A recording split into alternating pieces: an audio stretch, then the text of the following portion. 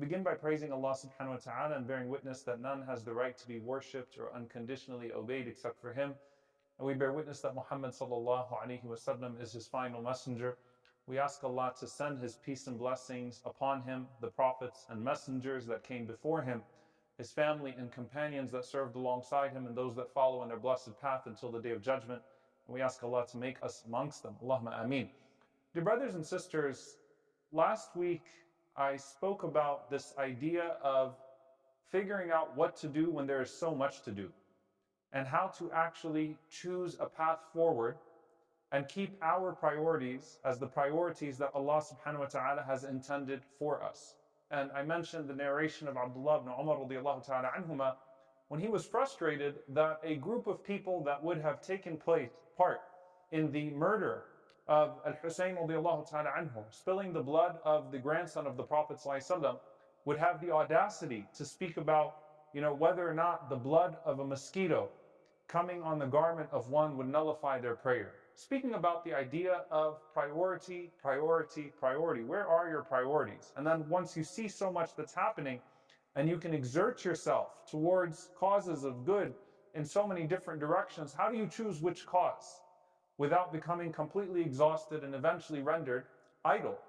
Now, last week we spoke about prioritizing action. This week I want to speak about another element of dealing with fitnah, which is chaos, turmoil, tribulation. And that is when inaction is actually necessary. When inaction, being intentionally inactive, is actually a good thing. And where we hold ourselves back, especially when we don't know what to do. Now, this is actually a very important dimension here, that many of the narrations of the Prophet ﷺ about the end times are acted upon prematurely throughout Islamic history. So people who thought that the end of times would have been 800 years ago or 900 years ago, that's there. And so they kind of abandoned all things and didn't do anything. So prematurely acted upon some of these ahadith in their most absolute sense. And there are others that deal with these ahadith in a very inappropriate way, where they use these ahadith to introduce things that are not actually concepts in the religion. And so let's be very clear. When there is a known good to busy yourself with, then it is good to busy yourself with that known good. And when there is a known wrong to combat and to work against, then it is always good to busy yourself in working against that which is wrong. But then when there's a lot of confusion in between, and gray areas, and disinformation, and chaos, and people don't know where to go or what to do, that's where holding yourself back becomes very important in this regard. And so let's talk about this for a moment, inshallah ta'ala. Before I get to this beautiful hadith of the Prophet ﷺ, where he gives 3 fundamental tips that a person can act upon to really keep themselves safe when things become confusing and distracting. This hadith is one in which Abu Umama asks Abu Tha'laba radiallahu ta'ala anhu, he says, this verse in the Quran, alaykum anfusakum, like worry about yourself. Worry about yourself, which is one of those statements that can be good or can be grossly misinterpreted, right? To mean abandon all others. Worry about yourself. He said, does that mean that we really should not care about society or worry about what's happening outside of ourselves and outside of our homes? How do we deal with this? And he said, I asked the Prophet ﷺ that question. And he said to me, بَلْ ائْتَمِرُوا بِالْمَعْرُوفِ وَتَنَاهَوْا عَنِ الْمُنْكَرِ. Rather, you should enjoin good and you should forbid evil. You should not abandon the act of enjoining good, doing good things, and working against that which is not good, working against that which is not wrong. You should enjoin good, you should forbid evil. But he said after that, sallallahu alayhi wa sallam, حَتَّى إِذَا رَأَيْتَ شُحًّا مُطَاعًا وَهَوًا مُتَّبَعًا وَدُنْيَا مُؤْثَرَةً وَإِعْجَابُ كُلِّ ذِي رَأْيٍ بِرَأْيِهِ فَعَلَيْكَ بِنَفْسِكَ وَدَاعًا كَالْعَوَامِ. Powerful narration. He said, until you see people reach this level. And this particular level, by the way, is an absolute level, but there are always going to be elements of these things. So he said, until you see people reach a point where شُحًّا مُطَاعًا means people succumb to their greed. Shuh is a very particular type of greed. It's to hold back what is due to God or due to the people around you. So holding back zakah, or not fulfilling the rights of your family, not fulfilling the rights of your society upon you, holding back your wealth, holding back what you owe to others, because people succumb to greed, which is a potential fault or flaw in all of us. They succumb to greed. Shuhan muta'an. Or he went on to say, وَهَوًا مُتَّبَعًا, and people follow their lusts. Now you'll always find greedy people, and you'll always find people following their lusts, but the idea that this becomes the dominant order of the world around you, that people are shameless in their stinginess, and people are openly in obedience or in worship of their lusts and of their desires. And then he said, وَدُنْيَا مُؤْثَرَةً, and you find that people prefer the life of this world to the life of the hereafter, very clearly and very openly. And the next one he said, وَإِعْجَابَ كُلِّ ذِي رَأْيٍ بِرَأْيِهِ, and every person has an opinion on everything. Everyone has an opinion on everything, and they're impressed by their own opinion. It's actually a very profound way of putting it. Everyone that could possibly have an opinion has an opinion on everything. So you have an opinion on everything from religion to science to medicine to biology to sociology. You know it all because you got something on WhatsApp that looked very compelling and you forwarded it, and you were very compelled by it and very compelling with arguing why it's true. So, you know, there's very little dispute in the world today that there is mass disinformation. The dispute is about who's causing the mass disinformation, right? And who should be checking it, not whether or not there is mass disinformation. That's a fact at this point, right? We live in a post-truth world. But everyone that has an opinion on everything and is impressed by their own opinion.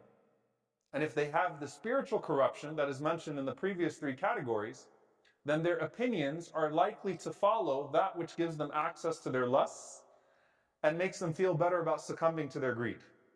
You know, this is the way it is. This is why we're like this. And so everyone sort of succumbs to that. So fitna, in this sense, makes things very, very confusing and very difficult for a person to move forward.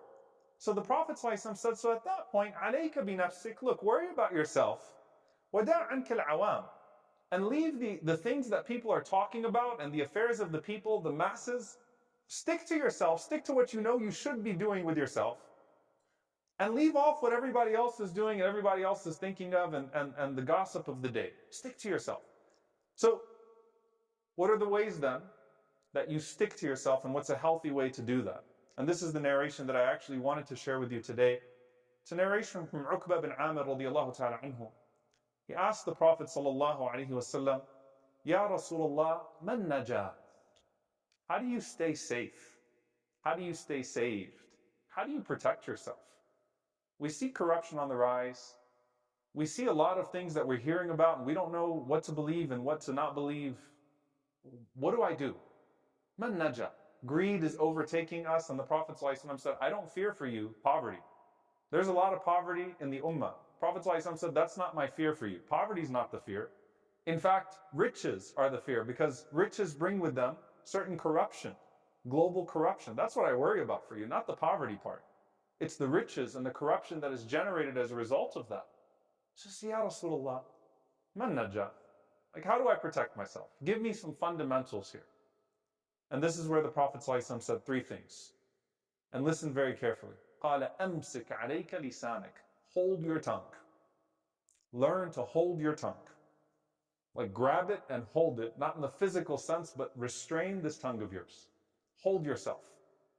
Everyone that has an opinion on everything. You know what? Learn to practice some silence. Hold your tongue. Abu Bakr radiallahu ta'ala anhu literally one day was walking around and he was holding his tongue and he was saying, this thing has driven me to dangerous places. Because it could be one word you say, one thing that you utter, that totally ruins the life of someone else and ruins your own afterlife, right? A word of gossip that's actually a word of slander, a word that is displeasing to Allah subhanahu wa ta'ala. Like, learn to hold it. Even when you're so convinced that you should be saying this, you're weighing in on something you really shouldn't be weighing in on. Learn to not weigh in.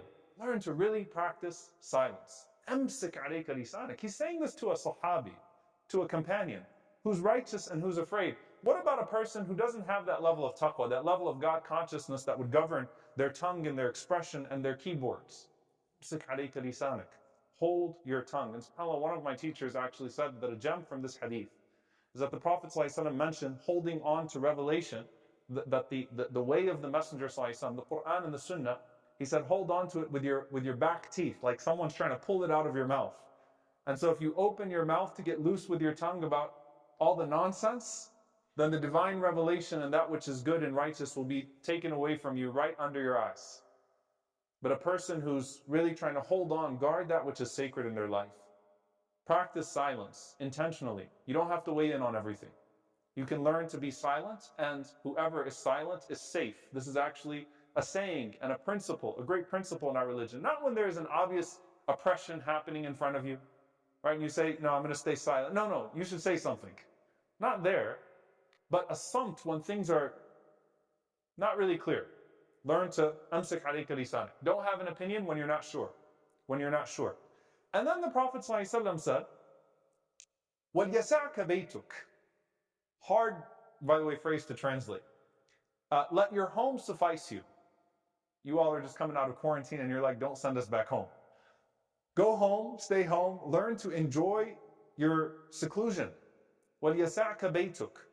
You know, this literally means let your home encompass you. Let your home suffice you. Like everyone wants to get out all the time. Actually, وَلْيَسَعْكَ بَيْتُكَ. Let your home suffice you.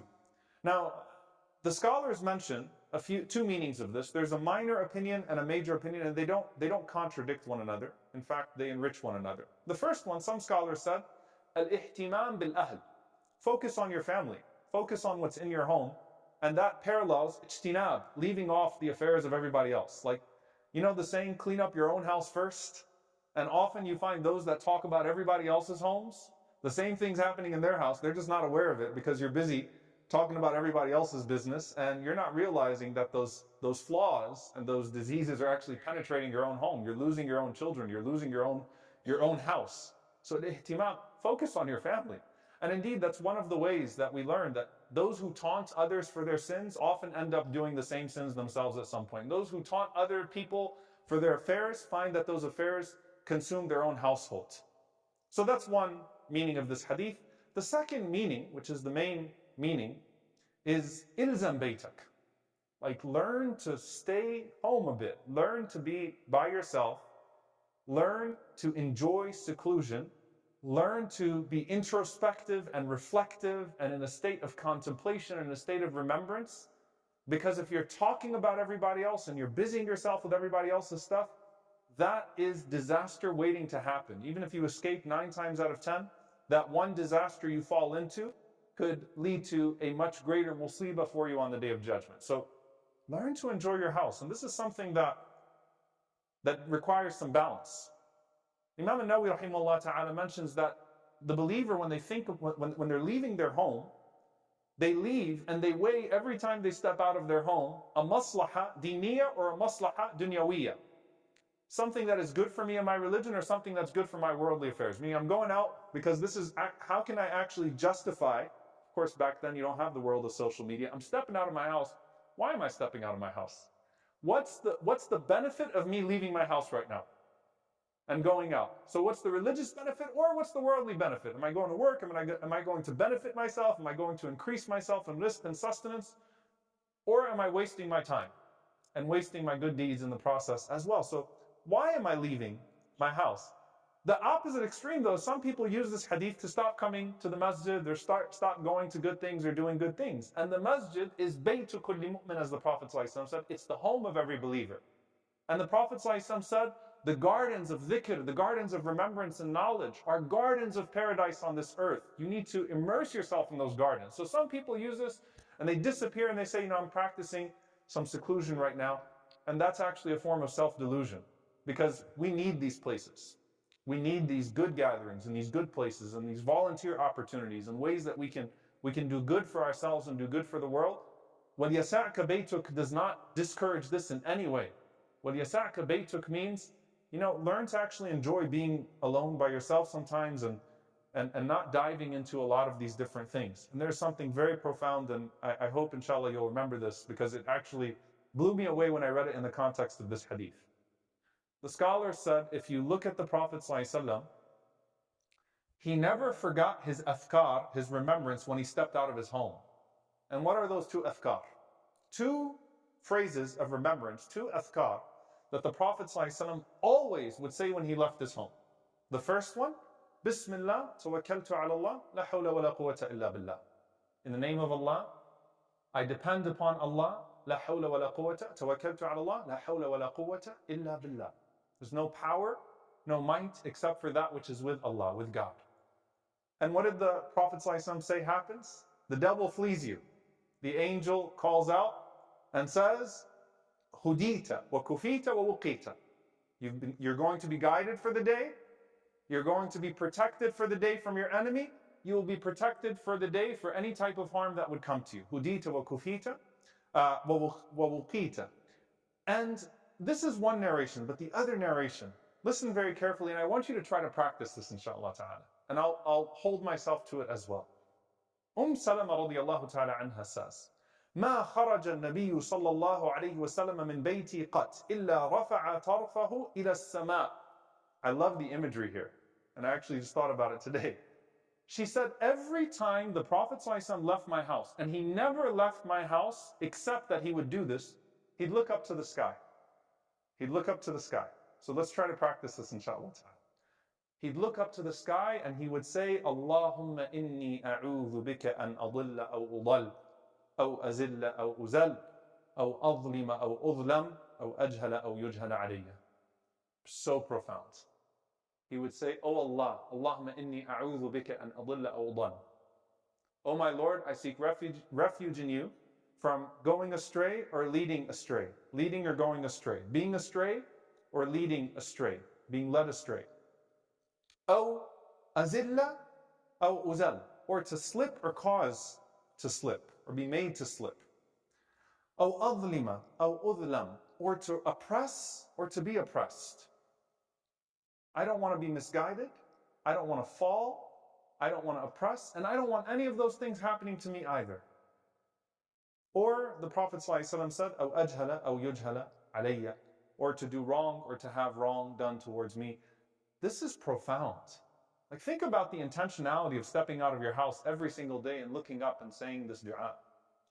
I pray that we can practice it, maybe not every time, but at least we can start bringing this in as a sunnah when you walk out of your home and you make that dua. Even if you're in your car, driving out of your garage, if you're coming out of a garage, say the dua and think about the implications of this dua. Like, I'm trying to leave my home today and I don't want to cause harm to anyone, nor do I want this harm to be caused towards me.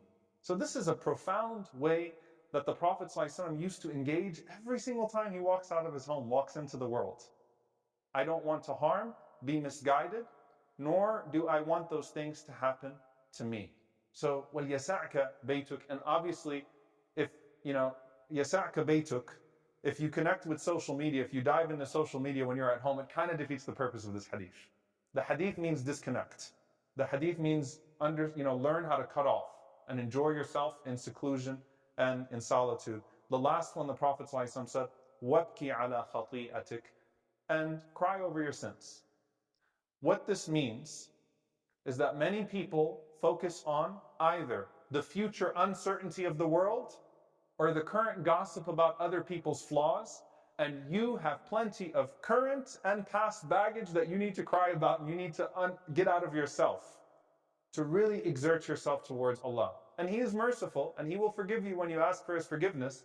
But let that be your concern. So some people talk about the fitnah. And I think the end of the world, I heard the Sheikh say, 2022 came, all right, the world didn't end. Well, he meant 2222. He read the Quran wrong, so I think it's 2222. And you're likely not going to be around at that time if it's even around, right? But like, this is happening, and you see this happening. And so what causes them anxiety and paralysis is what? Everything that might happen. Or what causes them distraction and delusion is the flaws of other people. And the Prophet ﷺ is saying, bring it back to yourself. You've got your own flaws to work on. وَابْكِ عَلَى خَطِيئَتِكَ. Let that be which keeps you, concerned. I've got things that I don't want to meet Allah with. I don't know when I'm going to meet Him, but I know I will meet Him. Let me work on those things and do that dirty laundry rather than trying to indulge in the dirty laundry of everybody else. May Allah subhanahu wa ta'ala protect us from that delusion. May Allah subhanahu wa ta'ala guide us to that which is pleasing to Him in all of our affairs. Allahumma ameen. أقول قولي هذا وأستغفر الله لي ولكم ولسائر المسلمين فاستغفروا إنه هو الغفور الرحيم.